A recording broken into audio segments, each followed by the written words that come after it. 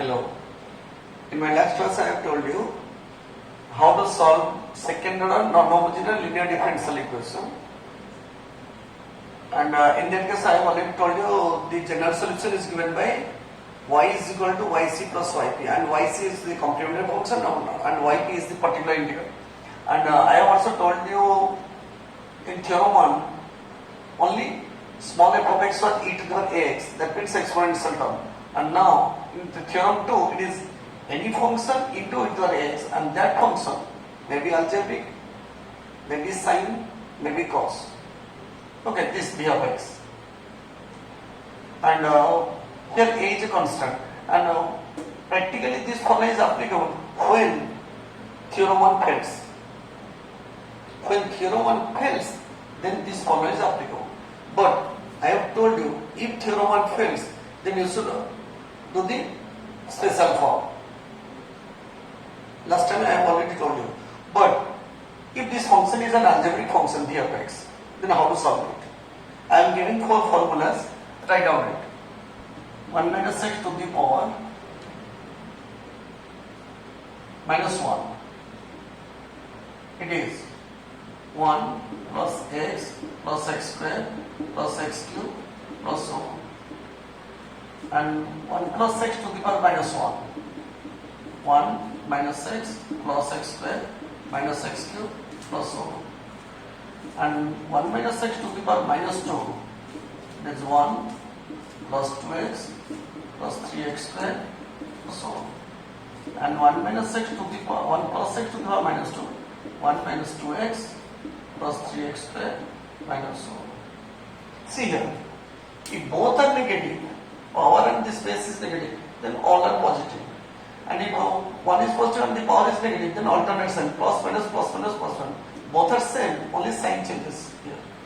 Then here also both are negative, so all are positive. And the coefficients are 1, 2, 3, 4 and so on. Here one is positive, one is negative, so alternate signs are positive, negative, negative. So you should remember these 4 formulas. And the condition is that 1 minus something, 1 plus something or 1 minus something. That means the first term should be 1. Clear? And again, another 2 formula you should remember. Sine hyperbolic ax, it will be equal to e to the power ax minus with the minus ax divided by 2. And cos hyperbolic x, I will tell you today, e to the ax plus e to the minus ax divided by 2. You should remember these 2 formulas. When there will be cos hyperbolic or sine hyperbolic, you should convert it to exponential form and then solve. And after converting to exponential form, you can apply theorem 1. Clear? Now, I am applying this formula in theorem 2. Okay, let us see. See here. This one is non-homogeneous differential equation second order. You can find out yc. That means you should take the auxiliary equation and then you can find the solution. And which I have given already in part 1. So, only I will tell you how to find out yp. So, yp is equal to 1 by d square plus 1 of cos hx. Cos hyperbolic 1 by d square plus 1. See here, e to the power x plus e to the minus x divided by 2. Clear? Now see here, take 2 outside. I am taking 2 outside.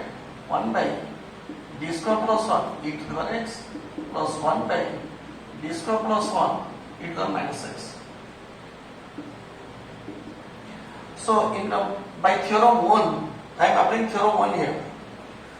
By theorem 1, if it is 1 by f of t e to the power ax, then directly put a in place of t. 1 by f of a e to the power ax. Condition is that this term must be non-zero. So here a is 1. So put d is equal to 1. 1 square is 1, 1 plus 1 is 2. So e to the power x by 2. Then here in the second term, put minus 1 in place of d. Minus 1 square is 1, 1 plus 1 is 2. So it is e to the minus x by 2.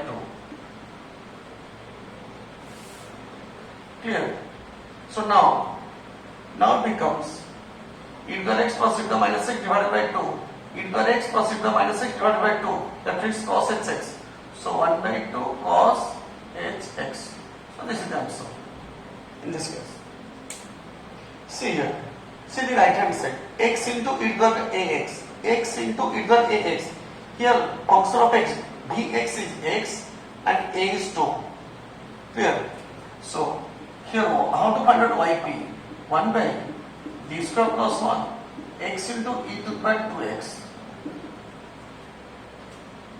So according to this formula, take the exponential to the front side. That means e to the power 2x, you should take this to the front. And while taking to the front, you should write d plus a in place of d. In place of d, I have written d plus a. Here a is 2. So in place of d, you should write d plus 2. D plus 2 whole square plus 1. Then x. You got 2x. And this one, d square plus 4d plus 4 plus 1 plus 5 of x. And this is an algebraic function. And I have told you while applying binomial theorem, you should write 1 minus x to the power minus 1 or 1 plus x to the power minus 1 like this. You should write 1 minus something or 1 plus something. And which one you should make 1? The lowest term you should make 1. And here the lowest term is 5. So take 5 common.